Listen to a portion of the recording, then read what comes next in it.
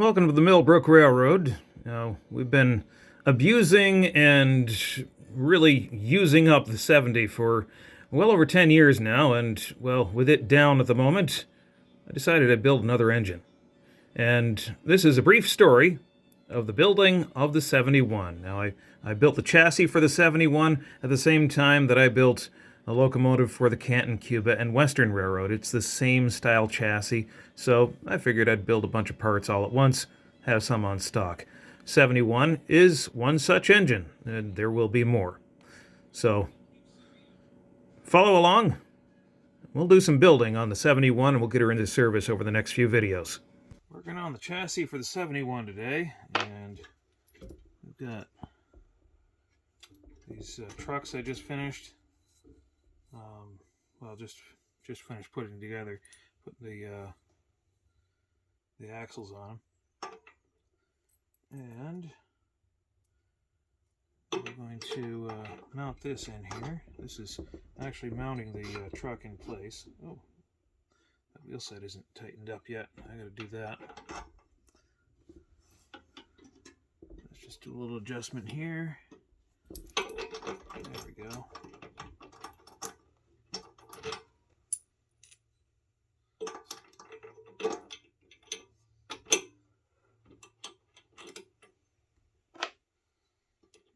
That nut right on there.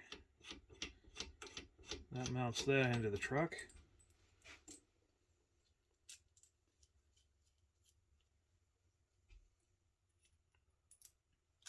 The same thing on this end.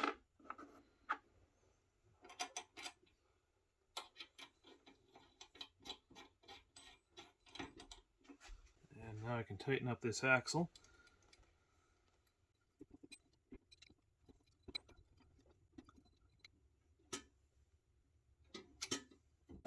Moving into the shop, I designed a new motor mount using cardboard, and we decided we'd cut the prototype on the laser cutter at the Bantam Model Works shop. This is the 100-watt laser that he's using here. It's normally used for HO gauge kits and things like that, but you know what? It's just MDF, and it's a great material to test with, so hey, let's use the laser to cut this piece out and see if it's actually going to work at all on the locomotive.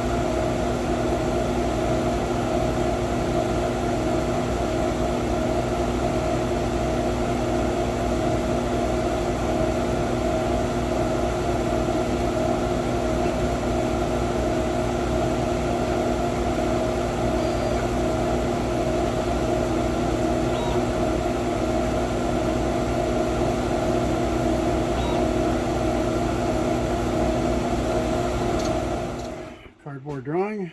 Yep. 5 minutes in CAD. Comes up with this. Yep. We'll put a motor on it, make sure it fits.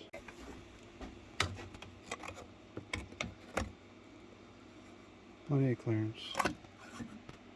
And while we're at Bantam Model Works, I've already got the plywood here, so we might as well cut up the plywood for the body. I'm not going to show the construction of the body because I've already showed that in a previous video, building the ES-2-500 for Canton, Cuba, and Western, but we'll show some cutting anyway.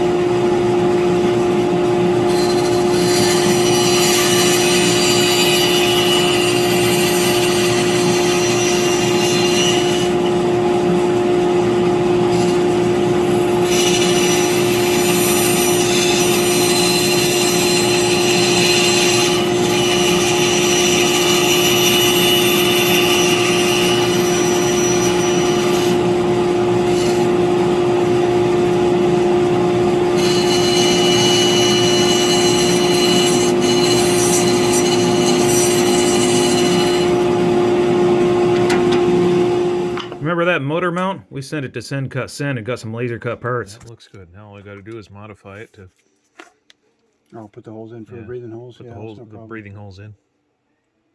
Yeah, We'll do that. I should have thought of that before we had it cut. It's all right. Oh, well. We can do it, and the next time we do this, we will put breathing holes in. Yeah. I like how thick those are. Yeah, 3/16. Nice steel. Venting force and everything. Yep. And bolted down. You only need one. Yep. Nicely cut. Well, today we're making motor mounts for the ES-2-500. Possibly a design we could use on the 70, but we're experimenting with a Swiss cheese effect here to get a little more ventilation on the motors. The original design looked like this, and then I looked at the motor and it had a bunch of vent holes on the ends and said, "Now maybe we shouldn't cover those up." So we made some vent holes here, and looks like we won't have them covered up too badly when it's operating, so we're going to give this a shot. Bill's setting up the TIG welder right now because when we had these cut and bent, it is cold rolled steel, so like cold rolled steel does, it cracked here and here. Not that big a deal, we can TIG weld that. But we drew these up on, well, Bill drew these up on AutoCAD. I drew them up on cardboard. And Bill transferred them all over to AutoCAD, and we sent that to Send Cut Send. Send cut send. Yeah, and not bad. It was $60-something for. They're a little less than $20 a piece. Yeah. And there's like $60 for the whole thing shipped. For 3 of them.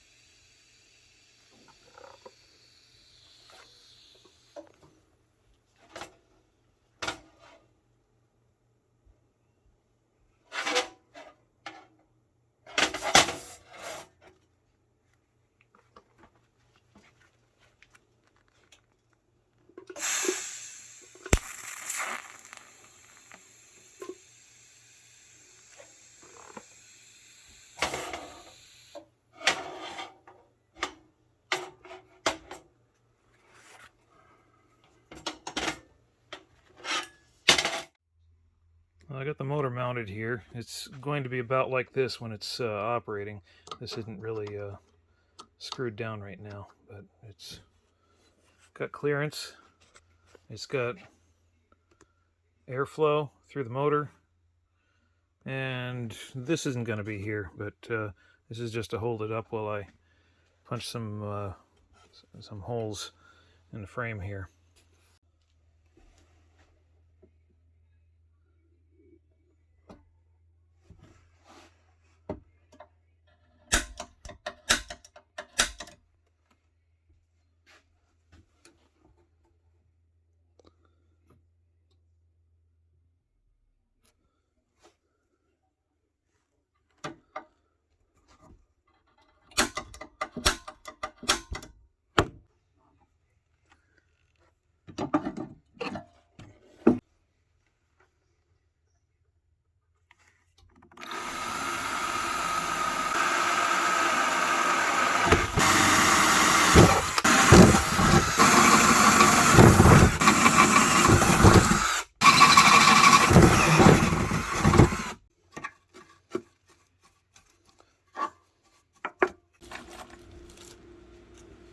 I went into the store and got a couple of 3/4 inch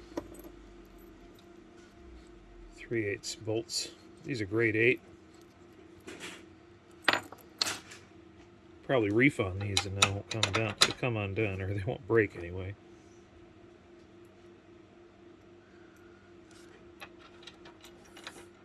nothing worse than having a bolt break when you're trying to tighten it down. But if you're doing that, then quit being an ape and pay attention to how the bolt feels as it's going on.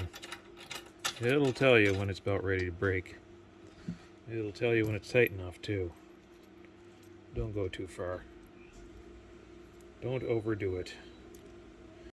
Alrighty, sock it to me. There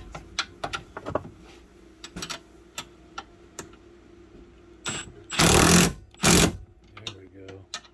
That's what I'm talking about. Hey, you're in the way. I'm gonna move you. There we go.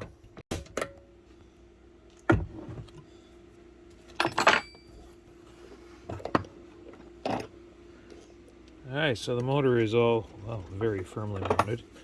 I just take this thing off the back and see exactly how firmly that is.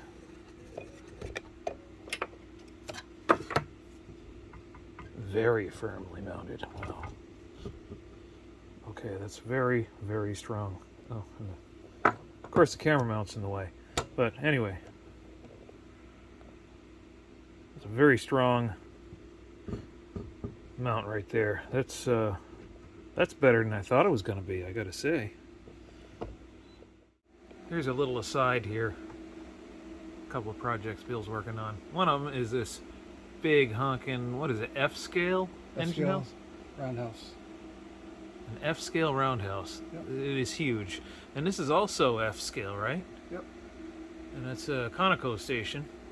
And give you an idea of size. Yeah.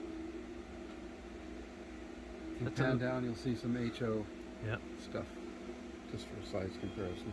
Yeah. It probably looks the same on the This, screen. this right here is what, East Broad Top East Broad Top. engine house? Something like that. The Machine shop. Machine shop. Yep. Yeah. And a couple of, what are these? Southern Pacific number Okay. 17 and 18.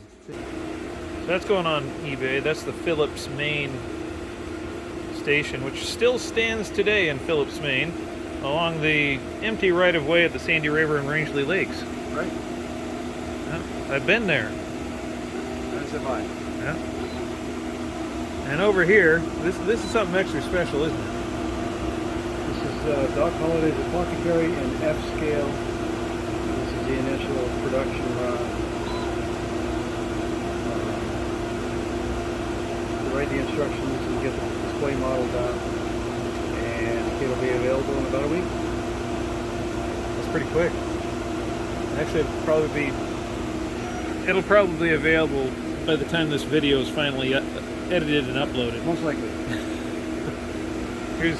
Here's what the bones of it look like standing up.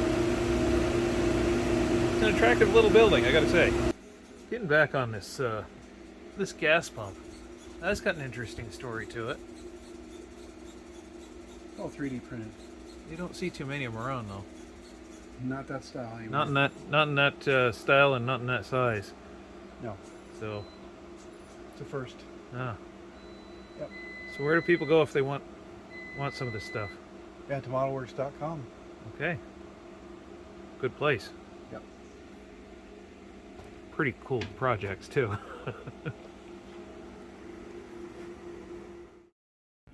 Big thanks to Bantam Model Works for donating the shop time for creating this locomotive. And here it is on the table saw at the Mill Brook Railroad shops back at home with a layer of shellac on it already. We'll have more videos of wiring it up and putting the chains on, things like that coming up. Thanks for watching today's video. Hope you have yourself a great day.